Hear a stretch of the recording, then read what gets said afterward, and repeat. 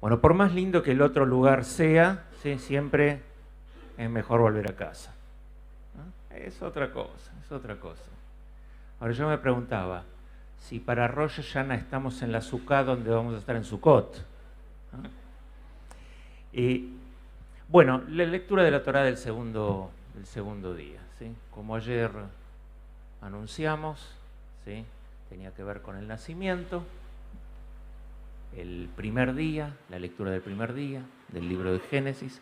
Hoy tiene que ver con el supuesto llamado, no sé si mal llamado, bien llamado, ya no tiene mucha importancia cómo se llama, sacrificio de Yitzhak, sacrificio de Yitzhak. Y a mí hay algo que siempre me llama la atención en relación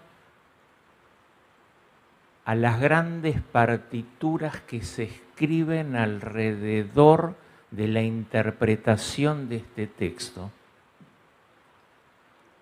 y que tiene que ver, ¿sí?, con una suerte, yo diría, apologética de justificación no de la aparición del texto, sino de la reacción de Abraham, la reacción de Dios, etcétera, etcétera.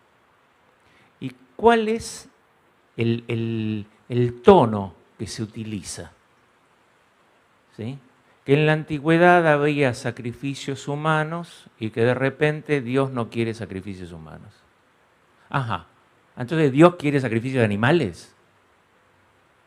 La pregunta me parece que es mucho más profunda. ¿Dios quiere sacrificios? Vuelvo a el gran Yehezkel Kaufman que ayer cité, que escribió Toldot Haemuná Israelit, ¿sí?, la historia, la saga de la creencia de Israel. Y me parece que interpretando a Kaufman, ¿sí?, yo siento cierta sintonía. ¿Qué dice Kaufman? Y miren qué interesante. Siguiendo esta historia, como dije ayer, cuando el texto dice Arameo ve David, que somos descendientes de arameos, es decir, que no éramos primigeniamente desde que se creó el mundo judíos, sino que es parte de una evolución. Lo que dice Kaufman es algo muy interesante. En la evolución de la creencia, es decir, en la tensión existente en esta evolución, había un mundo pagano, politeísta. De ahí pasamos, dice Kaufman, a otro estadio de la creencia, que tiene que ver con la monolatría. ¿Qué quiere decir la monolatría? En la antigüedad la gente creía, ¿sí?, en muchos dioses y después pasa a creer, según Kaufman, en cuanto al pueblo de Israel, los israelitas pasan a creer en un solo Dios, pero que es el Dios de ellos, mientras que hay otros dioses para otros pueblos. El pueblo de Israel cree en este Dios, pero que los otros pueblos crean en los dioses que quieran. Sigue la evolución diciendo, pasamos al monoteísmo. ¿Cuál es el monoteísmo? ¿Qué quiere decir el monoteísmo? Un Dios único que rige el universo. Pero de ahí tenemos que saltar a un momento de mayor tensión que tiene que ver con cuál es la relación del pueblo de Israel con este Dios. La relación del pueblo de Israel con este Dios. Y a eso, Yehezkel Kaufman lo llama el monoteísmo ético. ¿Qué quiere decir el monoteísmo ético?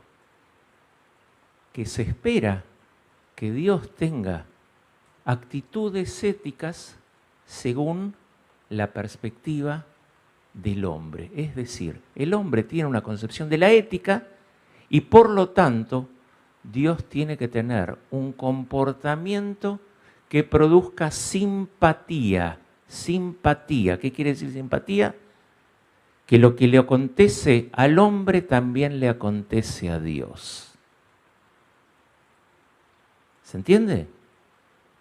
Si el hombre espera actos de bondad, es porque espera de Dios también actos de bondad. ¿Recuerdan cuando se destruye Sodoma y Gomorra? ¿Qué es lo que le dice Abraham a Dios? ¿Ashofet al kol haaretz lo ya'aseh mishpat? ¿Acaso el Dios que es juez de toda la tierra no va a actuar con justicia? ¿Vas a matar a todos porque algunos se comportaron mal?, dice el texto bíblico. Dice que Abraham utiliza, ¿sí?, ese argumento. Muy bien. Pasemos a nuestro texto. Pasemos a nuestro texto. Y es la idea de que de repente Dios no quiere sacrificios humanos. Y esta es, ¿sí?, este es un elemento apologético también. Yo les decía antes, no quiere sacrificios humanos, quiere sacrificios de animales, entonces. O sea, que matemos animales está bien, para satisfacer a Dios. Bueno, acá está el corte, acá está el momento preciso en que el pueblo de Israel evoluciona en su, llamémosle, comportamiento, ideología y teología. Los dioses de la antigüedad, como conté ayer, tienen una propia historia, ¿sí? Eso se lo llama teogénesis. Teogénesis, es decir, que tienen un nacimiento, se pelean entre ellos, se satisfacen entre ellos, se celan entre ellos, ¿sí?, se matan entre ellos, vuelven a renacer entre ellos. En muchos casos esos dioses terminan representando a los reyes de la antigüedad. ¿Y qué es lo que dice el pueblo de Israel? ¿O qué es lo que dice por lo menos esta teología, en la evolución de esta teología? Que mientras los pueblos antiguos tenían necesidad de satisfacer a los dioses para beneficio propio, es decir, yo hago un sacrificio para que me vaya mejor, para que tal se cure, para que mi familia esté bien, etcétera, etcétera. En la tradición de Israel, la evolución tuvo que ver con otro elemento. Y es cómo yo agradezco a Dios, no como yo soborno a Dios. Y digo a propósito, soborno a Dios. Y cuando creemos que estamos haciendo un acto de bien para sobornarlo a Dios, para que me vaya bien, eso es paganismo. Estamos acá simplemente por dos razones. Para establecer un acto de fidelidad y de agradecimiento por la vida, metáfora de lo divino, y estamos acá también para reconocernos a nosotros como comunidad. Esos dos elementos son los que hacen que nosotros seamos quienes somos. Por supuesto que vamos a encontrar paganos en el pueblo de Israel. Sé que lo que digo es fuerte. Por supuesto que vamos a encontrar gente que va a creer que de esta manera se lo soborna a Dios. Y que Dios necesita de nuestros sacrificios. Es absurdo creer en un Dios que necesita de nuestros sacrificios. Es absurdo creer que Dios quiere. Quiere se aplica a la categoría humana. Querer, el deseo, tiene que ver con la categoría humana.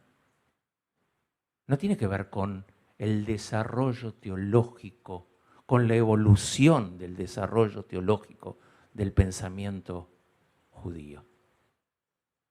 Pero evidentemente este texto es parte de esa evolución. Este texto es parte de ese crecimiento espiritual que tiene el pueblo de Israel. no quiere más sacrificios humanos. Ahora en la evolución vamos a ver que no quiere más sacrificios. Y en la evolución vamos a ver, ¿sí?, que el sacrificio, ¿sí?, es prácticamente desechado y que el elemento sacrificial representa algo ajeno, aquello en lo que parte de este concepto de lo judío nos mantiene vivos hasta hoy día. Nadie tiene que andar sacrificando, y hasta yo diría, nadie se tiene que sacrificar. Ese concepto de sacrificio es tan petulante. Yo me sacrifico por vos. ¿Sabes qué? Si te sacrificas por mí, no te estás sacrificando. Entonces, lleguemos, ¿sí?, a esta parte, ¿sí?, de la creencia de Israel, que simplemente tiene que ver con la idea de nuestra ofrenda de agradecimiento, con la ofrenda de reconocimiento, con la ofrenda de nuestro propio lugar en el mundo, desde nuestra creencia y desde nuestra vivencia. No por nada es bueno volver a casa. No por nada es bueno volver a casa. Volver a las ideas del sacrificio no tiene que ver con volver a casa. Tiene que ver con ir a otra casa.